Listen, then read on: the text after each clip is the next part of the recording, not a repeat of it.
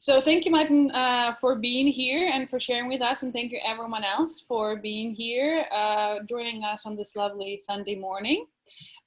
So Matan is a multidisciplinary therapist and self-development seeker and martial artist and learner, and really, I think, a curious person, to say the least, and also an expert in many things, which is and just a really supportive human being. And again, he was in tremendous support throughout this journey, preparing the conference. And today, Matan will be talking about cultivating on COVID-19 and how we can kind of move the situation of crisis into a situation of thriving and learning and becoming better at it. So thank you so much. And Matan, you can.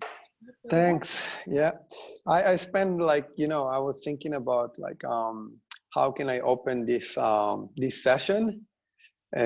So God, in her infinite wisdom, gave me the perfect opportunity and to express what I really want people to know that is possible.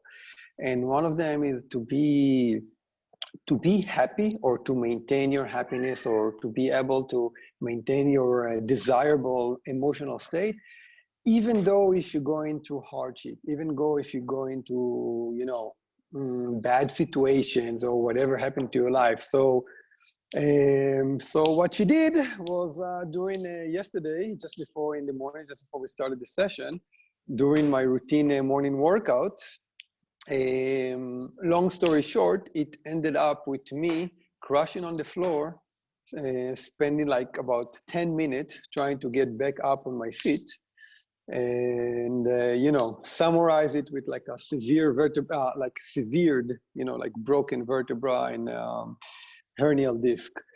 And but it doesn't really affect me. Yes, it's pain, but it doesn't mean that I have to be sad. Like, I'm happy. It doesn't affect me. And this is something that I really, really want to share with people, that is possible. And Janine just mentioned actually Miracle Morning, which is written by Hal Elrod. And he's also talk about, like, when he had cancer and how he maintained his positive attitude. So if there's nothing else, this is the one thing that I want people to know, that is possible. How to get there is, it's a process, but it is. And I think it's very similar to what we have, like, in a situation now in coronavirus, which affects people, and a lot of people have a lot of negativity, or it's really affect their emotional state. And in the past few months, pretty much like everybody else, I didn't go out much, but that's also allowed me the chance to speak with people on a different kind of a level. And I noticed that they're like kind of like the people I speak with, two different people. Like, one of them were influenced by, in a passive way, like, meaning that they were controlled by something, rather like such fear or boredom, etc. And the other were like active influencer, meaning they proactively decided how they will go by. They were searching for opportunities, searching for ways to be more productive, searching to cultivate on the situation, to open up something new. What's the difference between these two people, or what's allowed them or make them this way or the other? I personally believe that is their perspective that influence their action, or rather their inaction. And assuming that we all got financially blown, right? I'm not going to tell you about the time that I had to search small money just to buy fruit, vegetables, like doing this, which happened to me. And we are all rather restricted. And basically, more or less, we are in a similar condition. And even though that currently now it seems that China more or less get back to normal, for many of us, it's still like kind of like a standpoint regarding our business or other areas in our life. But if you compare these two people, which one of them do you think has it better? Yeah, and By the way, I'm gonna open the chat later. Like, I hope you guys can open the chat. I'm gonna ask you later some questions, so you know, you can answer me. And Nika, you can help me because I cannot actually see the chat, so you can tell me what people say. So basically, I want to say, like, what can we do in order to thrive instead of just survive? It's the same question that I ask myself during this situation, and I want to discuss some of the factors that influence us and see what types of disempowerment behavior that we exhibit and how can we change it into a little bit more empowering one and a little bit more positive one. So I want to start actually discussing, you know, understanding fear, because I think that's one of the big ones that, you know, affecting us. And if we can understand our fear, it really can help us to overcome them, or at least, like, you know, control them to some degrees. And fear happens not because the actual reality that is outside us, okay, but rather the perception of reality that inside our brain. Sometimes they correlate, right? If someone really chasing us, someone really wanna attack us or hurt us, but mostly we just think they're correlated when they, in fact, they are not. And, you know, let me give you an example to explain it better. My wife have fear of height, okay?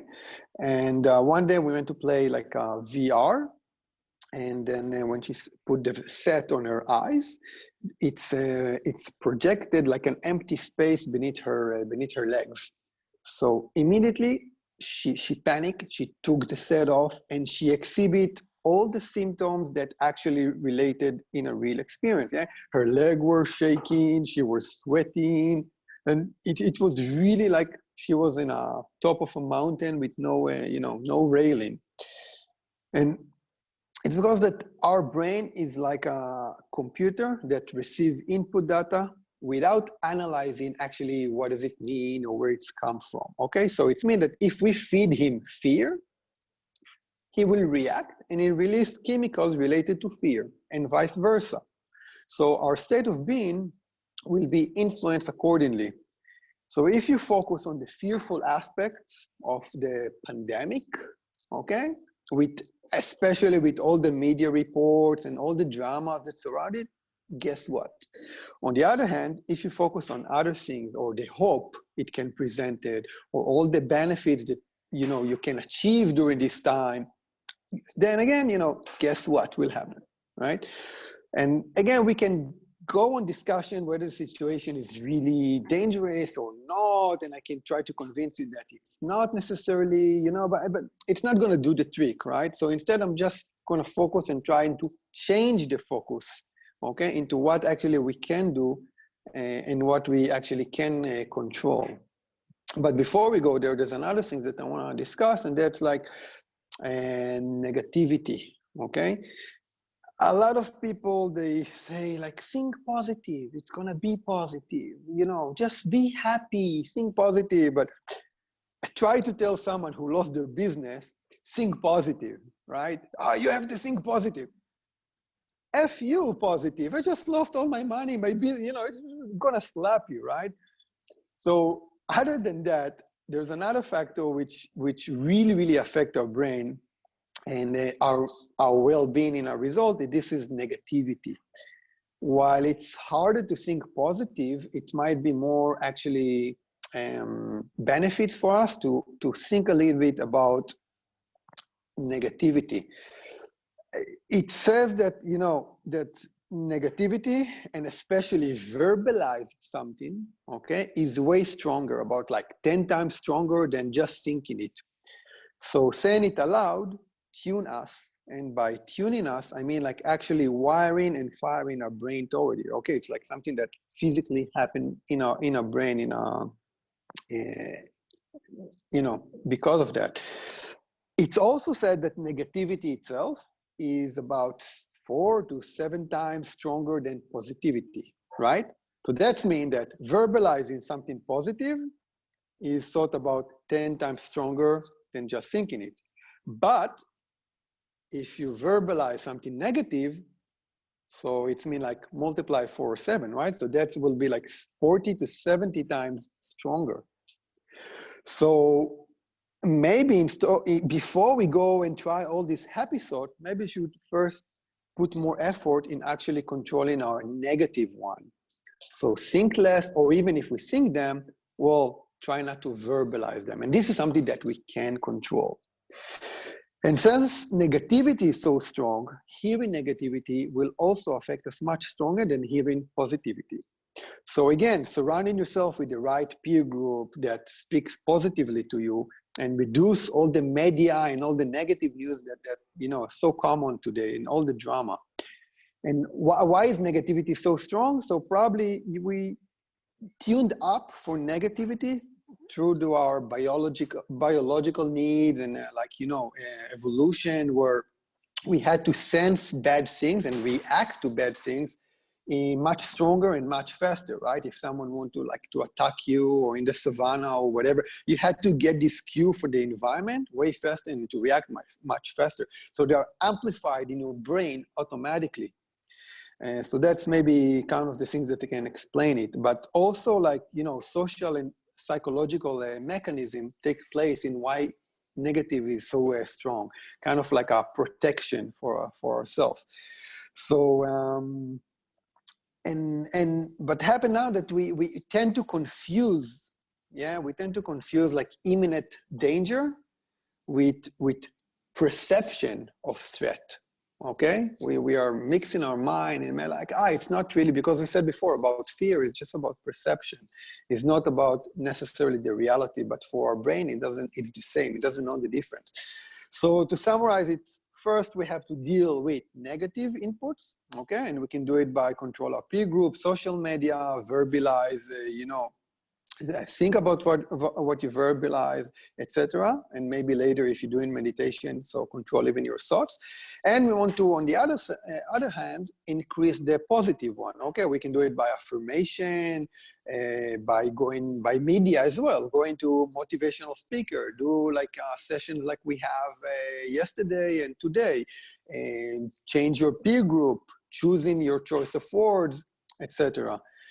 So if you talk about perception, I truly believe that any change that we want to achieve in life, we have to be accompanied to some extent by changing in our own perspective. And the bigger or the foreign the change that we want to have, so probably the change in our perspective will be, right?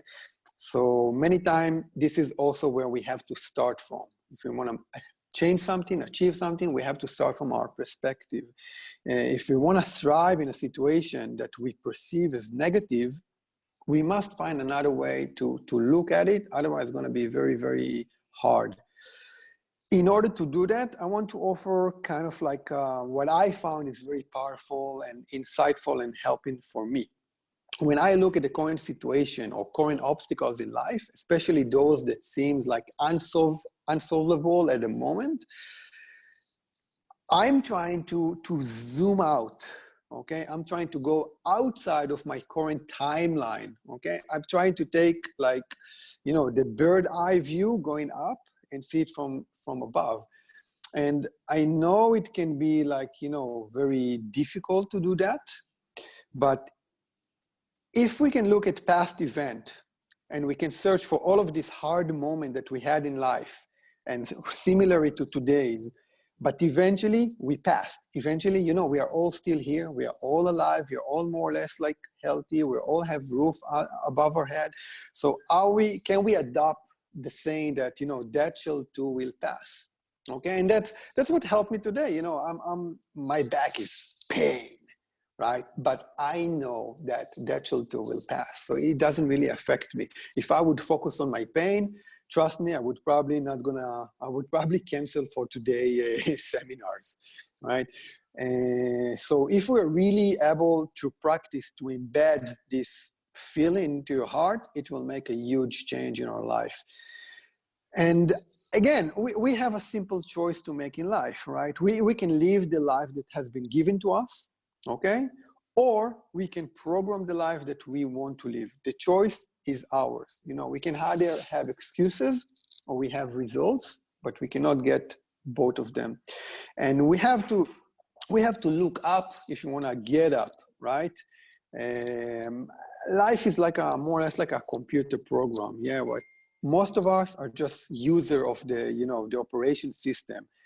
But basically, it's the programmer, the people who write down the OS. They are the ones that have all the control. They are the ones that have all the power. So we have to learn how to become a programmer. And how can I do that? What can I do to get better control? Well, I think that, it stands a lot about where you put your focus on and where you put to choose, or what you choose to invest in. Like some people, instead of thinking about all the money they lost, etc., they tend to focus on what they can control and started to invest in the one most important things that they have, and that's themselves. Okay, I'm the best investment myself, the best investment that I can put effort into. So make the time to put yourself as a priority, as top priority. That means giving yourself enough time to sleep. And there's a very good reason why I put sleep at the first. Okay, I have a whole webinar just about sleep. Exercise, eat what is good for you, meditate. And if meditation is not, meditation works on so many levels, but if it's not good for you, okay, start from, 1 minute or doing something relatively. Janine gave very good options. Engage in morning rituals, and again, I'll mention it and Janine mentioned it, and there's a reason why everybody talk about it. Grow, learn something new, read, listen, watch, I don't know, whatever appealed to you the most, and contribute. Make the time to help or assist others, because by giving, you're also receiving. And that's been said in many, many ancient wisdom, in the Jewish Kabbalah, which Kabbalah is actually mean giving before receiving. And, you have to receive, you have to give to receive. And when you have to learn how to receive, they're all connected to each other.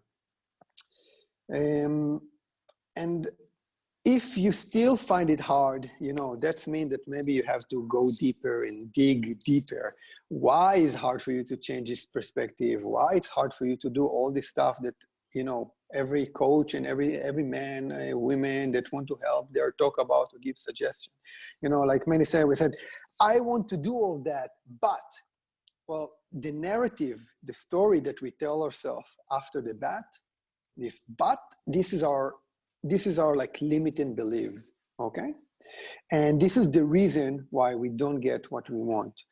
And usually, and luckily, the same narrative also offer hints for the solution, or about the perspective that we need to change, the steps that we need to take, and whatever to solve whatever is holding us right now.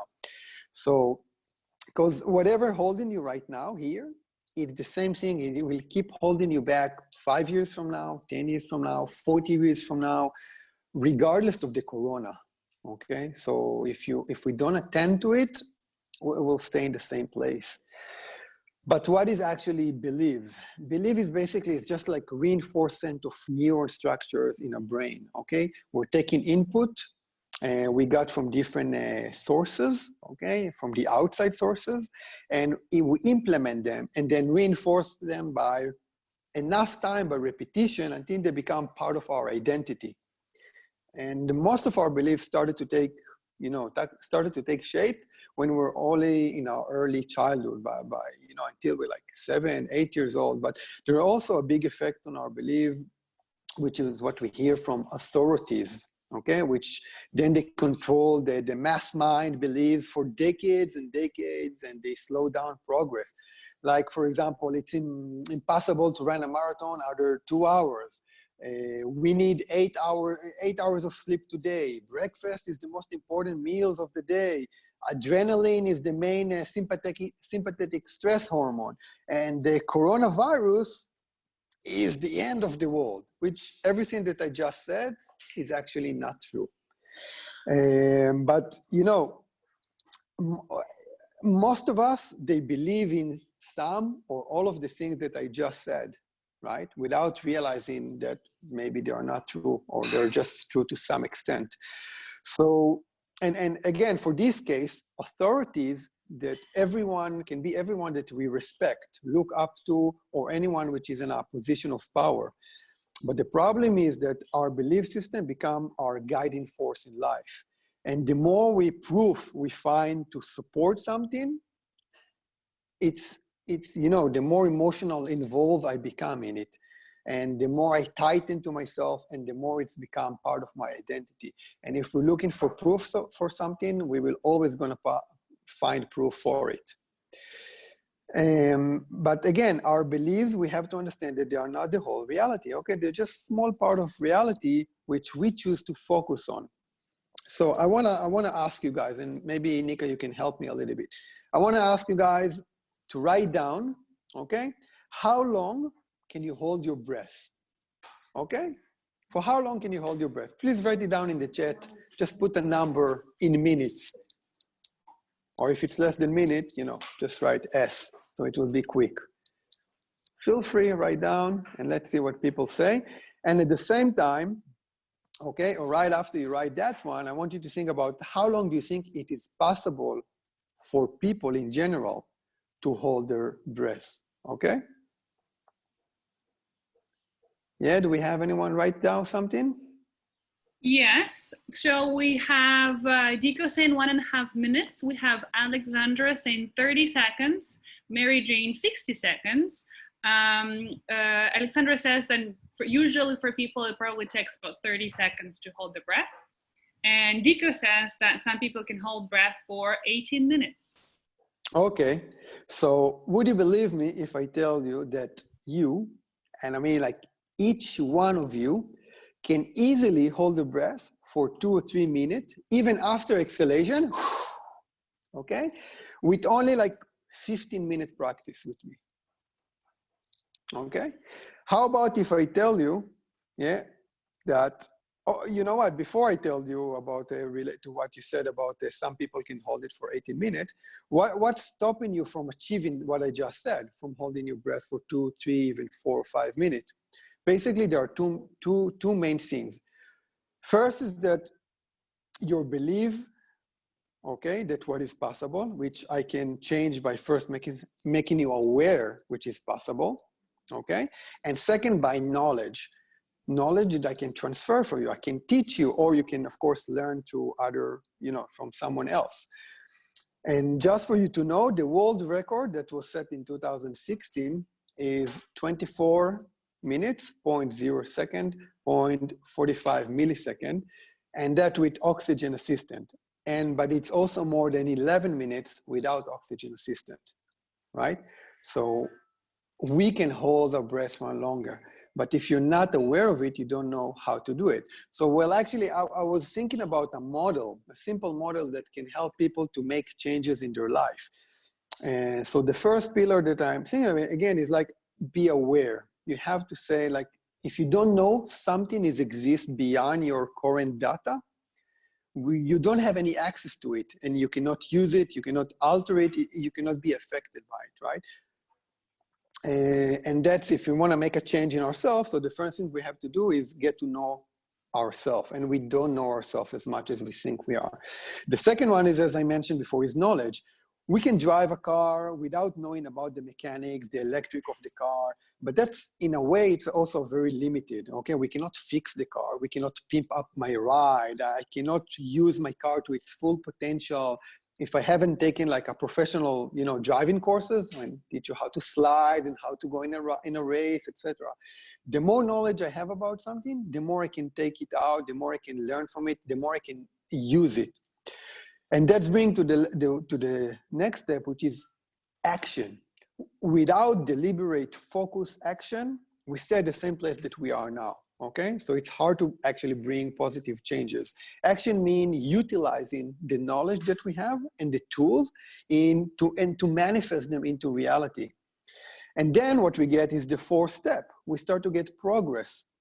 And when we make a change, especially a big one, if we look at the end, at the point, at the end, that might be a little bit overwhelmed, right? Or it can create a feeling of impossible. So therefore, I think that we have to focus on the progress itself. Focusing on progress can create more action. focusing on the top will create doubt or fear.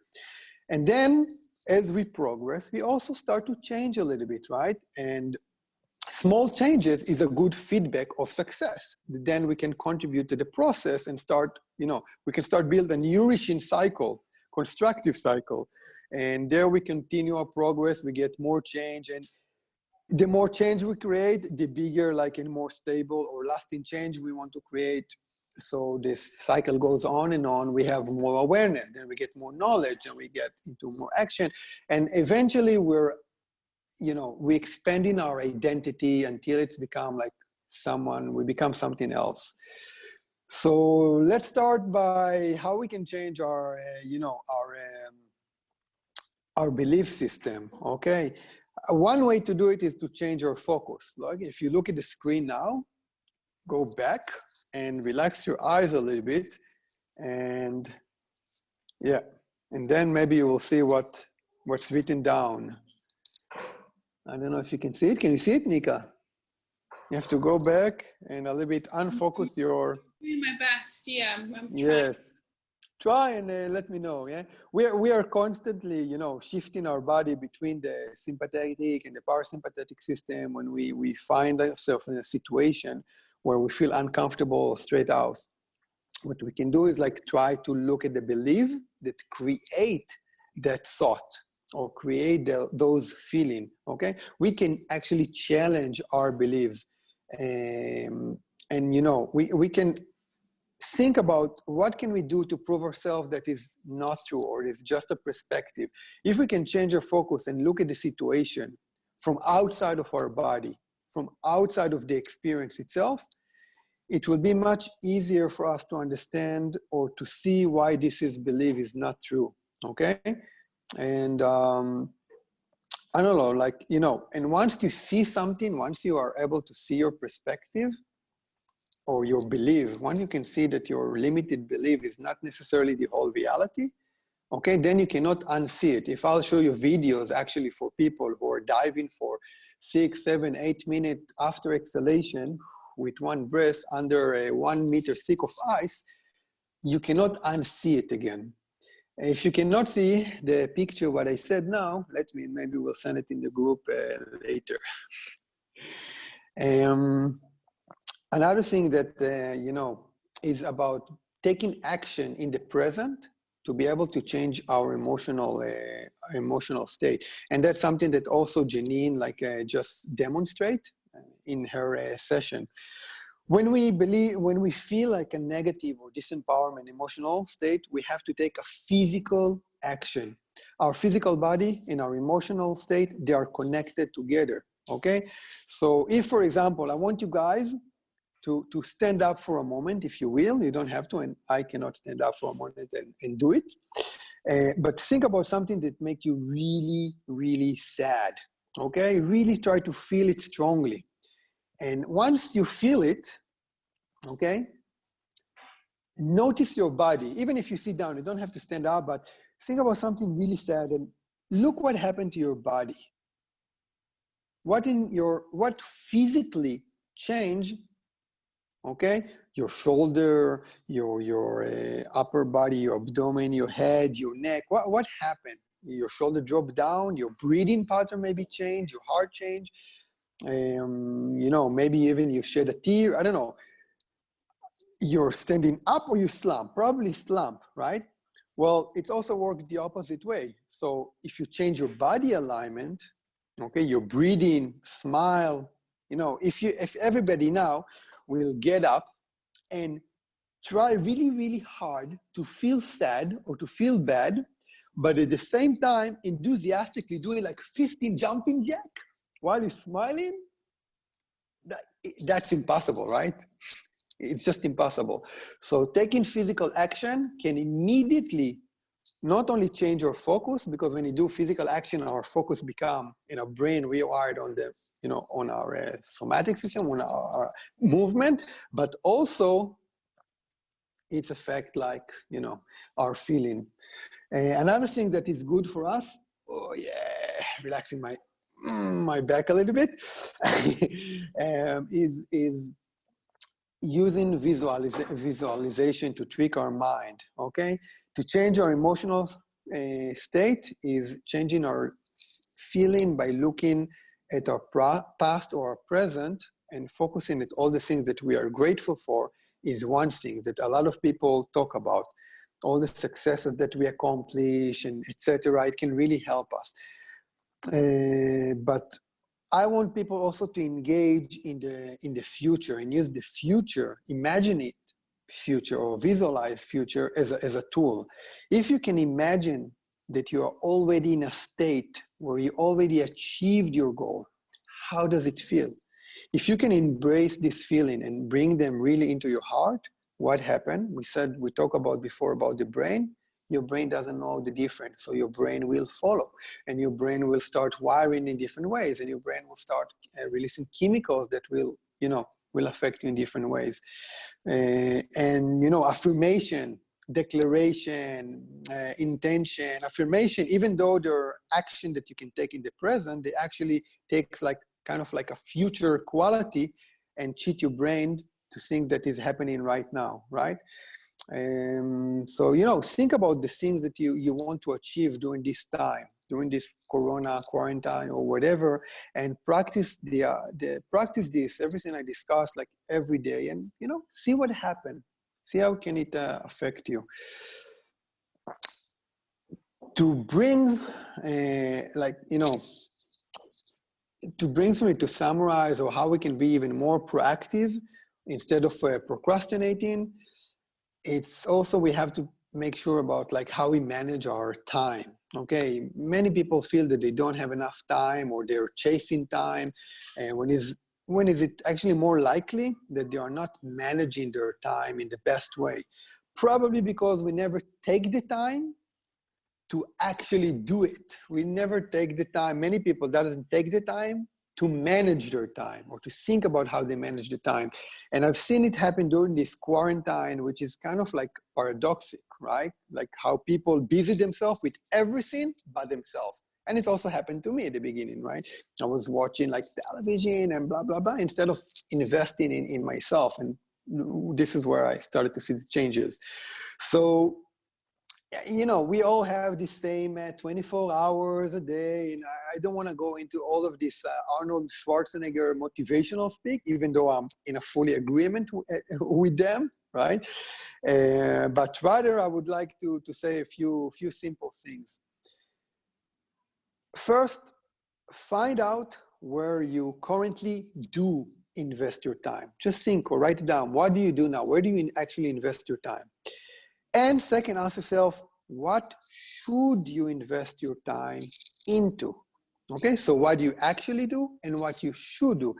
If those aren't correlated, maybe you need to find a way to align them. And we already said that the most important investment that you can say is in yourself, right? So make yourself a priority. That doesn't mean that, make yourself time to watch television, but rather find out what else you can do instead that will actively contribute to you, to yourself.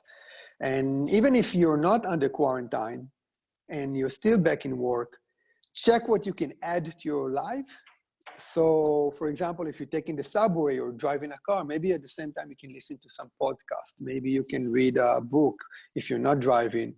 And what you can do that can actually contribute to you. Learn to prioritize what is really important for you and what is seemingly important. Okay, of course, family, career, yourself, emergency, things that we have to relate it for them at the top. But learn how to separate between the most important and the less important. Eliminate or reduce all of this distraction, okay, notification. Just set time for notification, okay? Don't put them automatically. Focusing, a lot of people, we look at other people Instagram, we look at other people, what they do, all the meals they do, instead of actually do it ourselves, right? Instead of actually planning a meal and having friends come over, we look at other people moments that having friends, right? So where we do it. Yeah, I don't have a lot of time, so I'm probably gonna skip a little bit, but let's say a little bit about morning routines. Which is a great thing to do if you're under a quarantine, right? it's well known that most successful people, or the top most successful people in the morning, most of them like engage in morning routines, right? And Janine also mentioned it, and there is a reason why everybody mentioned it. So whether you're doing like meditation, or if it's not a resonance with you, just trying to be quiet, calm down, or do whatever Janine offer, affirmation, intention, visualization, exercise, reading, you know, journaling. There's a lot of people out there like Arya Salehi that I can give very amazing tips for people how to do it, how to do journalism. Engage in morning routine, find your way.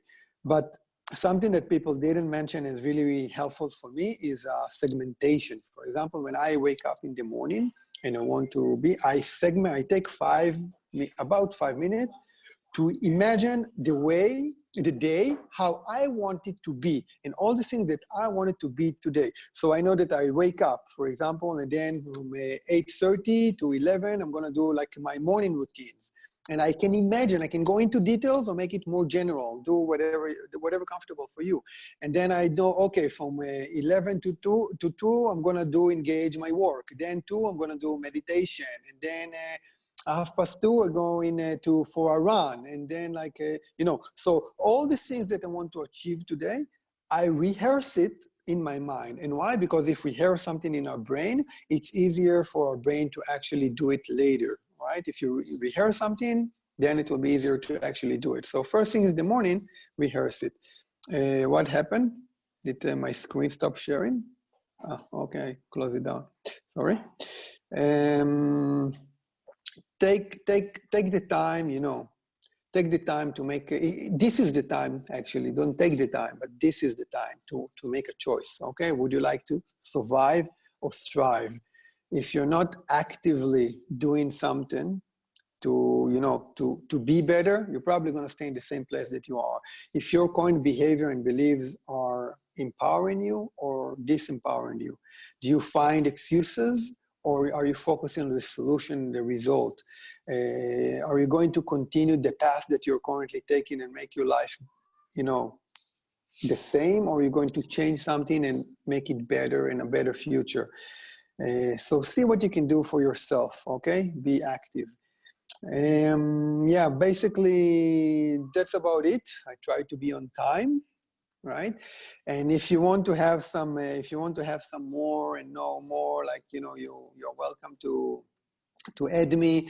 I also doing like design like a course of 12-week life-changing course, and also I'm gonna introduce like introductory course before that for people who, you know, they don't want to commit for 12 weeks and they want to see what it's all about. And, you know, the idea is to discover your true potential by reading yourself from all the limited belief, figure out how you can actively achieve what you want to really want and change your life for the better. So this is my WeChat, Matan7, and I'm also in the group. And yeah, that's about it. Thank you very much, Nika. And if we have a little bit, I think we have 10 minutes for like, a couple of minutes for question if people want. So yeah, feel free. Yeah. So I also want to read, Johnny also mentioned or added that working in peer groups works well, and mutual stimulation and accountability is useful and helpful. But yeah, thank you so much, Matan, for this very packed presentation.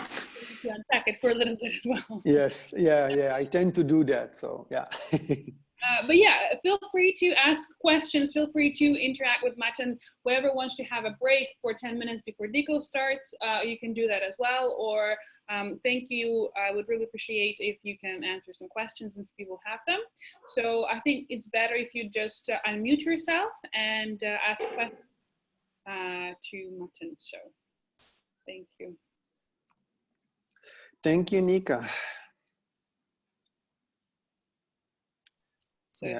Peer group working. If someone working in peer group also works very well, and definitely, you know, people say that we are the average of the 5 people around us, right? So that's why choosing the right peer group can really make a big difference about our lives. Johnny, it's good to see you as always. Yeah, I was just gonna ask you, like, how do you basically identify the right people to work with, and how do you get to some good habits together? Have you got any idea on that? Because it's I really like what you're sharing, and I kind of like the idea, like, how do you get that into action, really doing that for real together with people? Well, there are people in our environment. First, we have to identify the people that we are currently surrounded by, right? And some of these people are not necessarily we can push away from our life, you know, like families and stuff like that. So then we have to find different way how do we change our interaction with them in a way that you know, either limited our time with them or change the topics or whatever. It's, yeah, it can go a little bit further away. And on the other hand, the people that we interact with during the, you know, mostly or most of the time, we have to choose. Like, I choose to interact with people such as yourself more because it's make me actually feel better and me more productive. People that inspired me, people that only speak positive for me. And if you do that, if you for 1 week you focusly try to think about which people that you know that we are really happy, really positive, really inspired, really supportive, and actively engage with them more than 1 week than other than the people that you're normally do now, you will definitely see the difference. So that will be your proof of concept, right? So write it down, search, and try.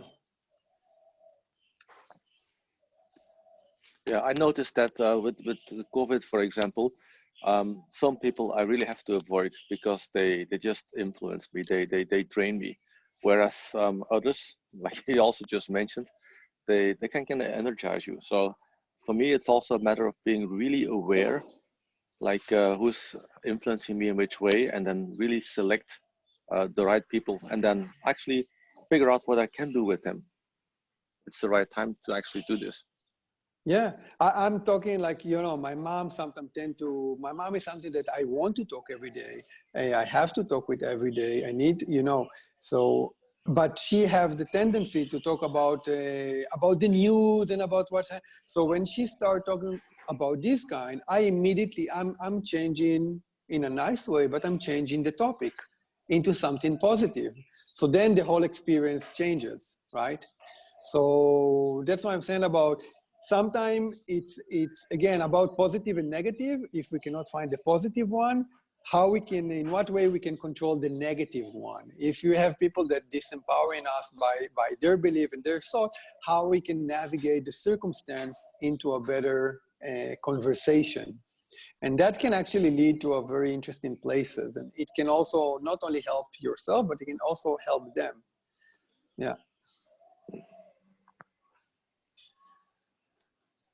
Yeah. Hey, hi, Matan. Can you share about your journey in becoming an empowerment coach or teacher, if is that okay?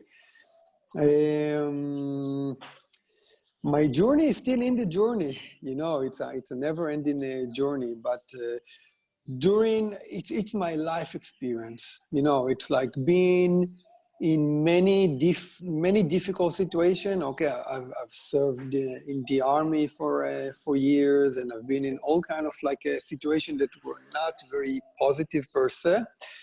And I've been and I've gone through them, through my beliefs, through the action that I took, and I've been able to do things that, you know, I grew up in a poor family, but I was still able to go and travel the world with actually, you know, with enough money that I saved for 4 months. I found myself traveling for over 2 years. Things just came to me. Things just came to me. So it's my own beliefs and my own, like, in the abundance of the universe. And again, I don't want to go spiritual here, but these are part of the things that help me realize. And also suffering. You know, the reason I can do that, even though I'm in pain now, but the reason it doesn't affect me, that I had enough suffering in my life and enough pain in my life that I learned to differentiate between suffering, which is a choice, and between pain, which is inevitable. So then I was able to realize, to be even in a situation where I'm in pain, but I'm not necessarily suffering. And during all of these things, all of the experience that I had in my life, this is what I want to share with other people. And that's what I'm very passionate about. Hope it's answered the question.